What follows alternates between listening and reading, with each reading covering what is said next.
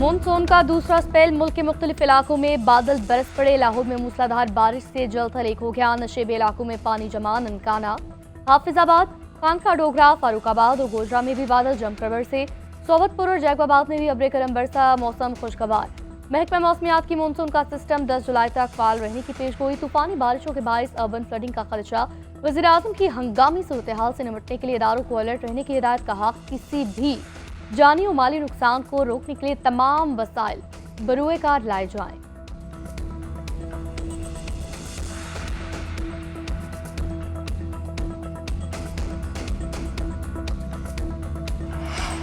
Hamas गजा में जंग बंदी चाहती है। उम्मीद है इसराइल ईरान जंग अब खत्म होगी। अमरीकी सदर की इसराइली वज़ीर-ए-आज़म से इशाइये पर मुलाकात में गुफ्तगू। कहा, ईरान के एटमी तंज़ीमात को मुकम्मल तबाह कर दिया। उम्मीद है दोबारा हमला नहीं करना पड़ेगा। ईरान मुज़ाकरात के लिए तैयार है। मुनासिब वक्त पर ईरान पर पाबंदियां हटाने का ऐलान करूंगा। अमरीकी सदर का एक बार फिर पाक भारत जंग रुकवाने का तस्करा। बोले, पाकिस्तान और भारत एटमी ताकतें हैं। पाक भारत जंग तजारत के नाम पर रुकवाई। यूक्रेन जंग ना रोकने पर रूसी सदर से नाखुश हूँ। इसराइली वज़ीर-ए-आज़म ने ट्रंप को अमन के नोबेल इनाम के लिए नामजद कर दिया। नेतन्याहू ने कहा, अमेरिका के साथ मिलकर ऐसे ममालिक की तलाश में है कि जो फलस्तीनियों को बेहतर मुस्तकबिल फराहम कर सके।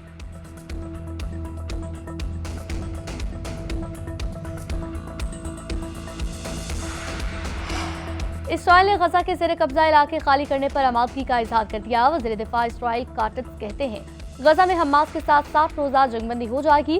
गजा के ज़ेर कब्जा 75% हिस्से में ज्यादातर खाली करा देंगे। गजा के दीगर 25% इलाके में जंग जारी रखना गैर जरूरी होगा। जंग जारी रखने से यरगमालियों को खतरा है।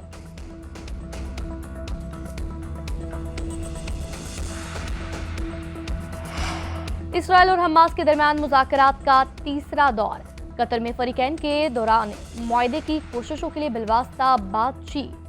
इसराइली मीडिया के मुताबिक पहले 2 अदवार में कोई बड़ी पेशरफ्त न हो सकी। फरीकैन मुआहदे के लिए अब भी पुरुम्मीद हैं। उधर गजा में इसराइली फौज की सफाकियत खत्म न हुई। सेहुली तैयारों की पनाहगुज़ीन कैंपों पर बमबारी। 24 घंटों में 105 फलस्तीनी शहीद। शुमाली गजा में फलस्तीनी मज़ामतकारों का सेहुनी फौज पर बड़ा हमला। 5 इसराइली फौजी हलाक, 10 जख्मी।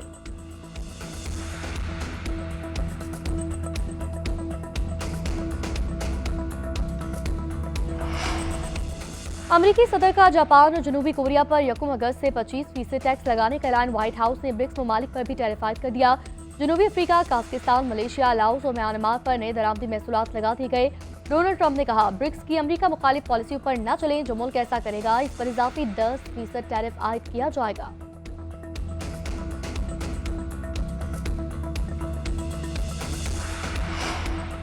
भारत ऑपरेशन सिंदूर में मुकर्ररा फौजी अहदाफ हासिल करने में नाकाम रहा। पाकिस्तान पर बैरूनी हिमायत जैसे इल्जाम गैर जिम्मेदाराना और हक़ाइक़ के मुनाफी।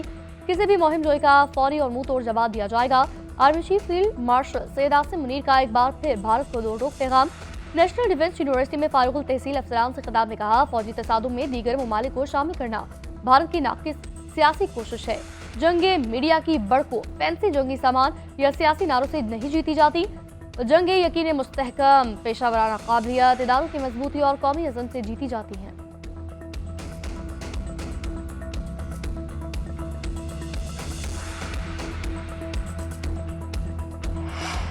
दहशतगर्दी इलाका अमन और सलामती के लिए संगीन खतरा। अफगानिस्तान अपनी सरजमीन पर मौजूद दहशतगर्द ग्रुपों के खिलाफ ठोस इकदाम करे। पाकिस्तान का मुतालबा।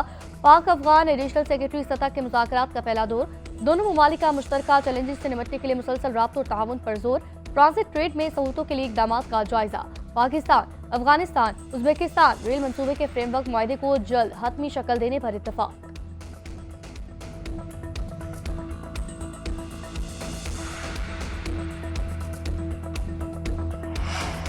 इस्लामाबाद, पेशावर, सिंध और बलूचिस्तान हाईकोर्ट के मुस्तकिल चीफ जस्टिस की तैनाती। वज़ारत कानून ने नोटिफिकेशन जारी कर दिया। Chief justice Islamabad high court Sarfaraz Dogar की तकरीब में हल्फ बर्दारी आज होगी। सदर मुमलिकत हल्फ लेंगे। चीफ जस्टिस सिंध हाईकोर्ट भी आज हल्फ उठाएंगे। Governor Sindh chief justice Junaid Ghaffar से हल्फ लेंगे।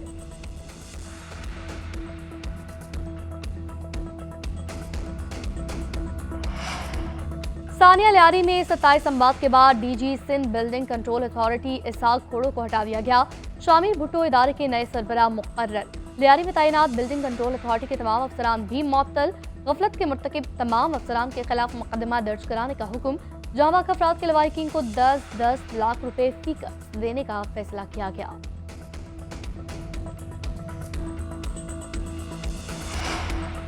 भारत ऑपरेशन सिंदूर में मुकर्ररा फौजी अहदाफ हासिल करने में नाकाम रहा। पाकिस्तान पर बैरूनी हिमायत जैसे इल्जामात गैर जिम्मेदाराना और हक़ाइक़ के मुनाफी किसी भी मुहिम जोई का फौरी और मुंह तोड़ जवाब दिया जाएगा। Army chief field marshal Syed Asim Munir का एक बार फिर भारत को दो टोक पैगाम। नेशनल डिफेंस यूनिवर्सिटी में फारुकुल तहसील अफसरान से खिताब में कहा, फौजी तसादुम में दीगर ममालिक को शामिल करना भारत की नाक़िस सियासी कोशिश है। जंगे मीडिया की बढ़को फैंसी जंगी सामान या सियासी नारों से नहीं जीती जाती। जंगे यकीन मुस्तहकम, पेशावराना काबिलियत, इदारों की मजबूती और कौमी अज़म से जीती जाती हैं।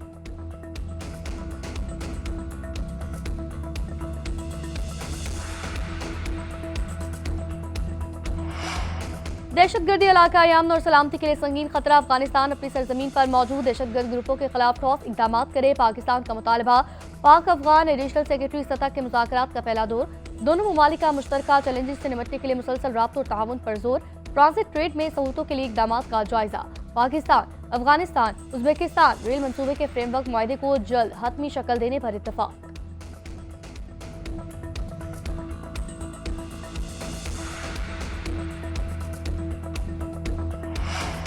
इस्लामाबाद, पेशावर, सिंध और बलूचिस्तान हाईकोर्ट के मुस्तकिल चीफ जस्टिस की तैनाती। वजारत कानून ने नोटिफिकेशन जारी कर दिया। Chief justice Islamabad high court Sarfaraz Dogar की तकरीब में हल्फबरदारी आज होगी। सदर मुमलिकत हल्फ लेंगे। चीफ जस्टिस सिंध हाईकोर्ट भी आज हल्फ उठाएंगे। Governor Sindh chief justice Junaid Ghaffar से हल्फ लेंगे।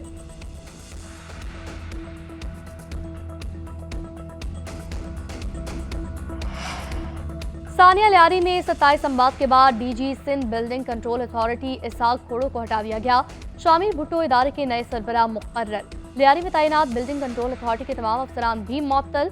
गफलत के मुर्तकिब तमाम अफसरान के खिलाफ मुकदमा दर्ज कराने का हुक्म। जहां वाक़ अफराद के लवाहिकीन को 10-10 लाख रुपए फीकस देने का फैसला किया गया।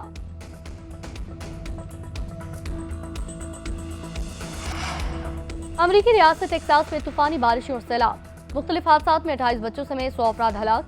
समर कैंप इंतजामिया ने लापता 27 लड़कियों और काउंसलर्स की हलाकत की तस्दीक की। सैलाबी रेले में बह जाने वाले 40 अफराद अब भी लापता। तलाश के लिए हेलीकॉप्टर, कश्तियों, ड्रोन का इस्तेमाल। अमरीकी सदर ने सैलाब से मुतासरा रियासत टेक्सास की केयर काउंटी को आफत ज़दा करार दिया।